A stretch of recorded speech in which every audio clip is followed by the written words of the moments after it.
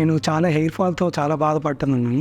తర్వాత చాలా యూట్యూబ్లో చాలా సెర్చ్ చేసి చూసాను. చాలా క్లినిక్లు అనేది సెర్చ్ చేశా. తర్వాత న్యూ రూట్స్ అనేది హెయిర్ క్లినిక్ అనేది కంఫర్టబుల్గా అనిపించింది. తర్వాత రివ్యూస్ కూడా చూశాను. అట్ ద సేమ్ టైం వాళ్ళ రెస్పాన్స్ కూడా బాగానే ఉంది, ఎక్కడ నెగిటివ్ అనేది లేదు.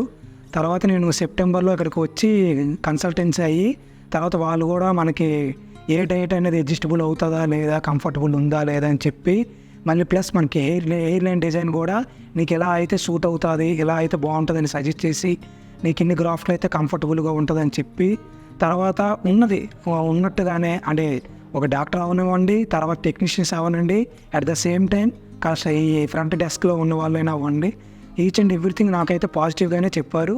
అలానే సెవరల్ టైం కాల్ చేస్తున్నందుకు ఇరిటేట్ కూడా అవ్వలేదు.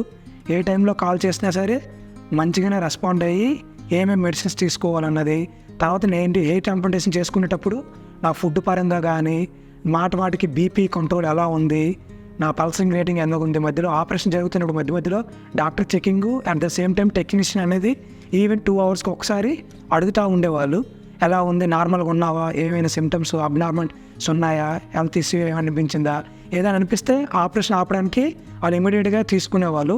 నాకైతే ఏం లేదు. ఈవినింగ్ 6 అనే టైంలో కొంచెం బ్లడ్ హ్యూజ్ లాసెస్ అనేది ఉంటుంది. అలానే ప్యానిక్ కావాల్సినంత అవసరం లేదు. దానికి కొంచెం వాళ్ళు గ్లూకోజ్ లాంటివి సజెస్ట్ చేస్తారు. కావాలంటే ఇమీడియట్గా చెప్పిన వాళ్ళు టెక్నీషియన్ అనేది అరేంజ్ చేస్తారు.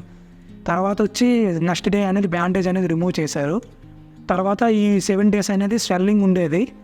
స్వెల్లింగ్ వచ్చేటప్పుడు ఎలా కంట్రోల్ అవ్వాలి, దానికి మెడిసిన్స్ యాంటీబయోటిక్స్ అనేవి ఇచ్చారు. దాని ప్రకారంగా ఎలా వాళ్ళు గైడ్లైన్స్ ద్వారా నేను చేసుకున్నాను.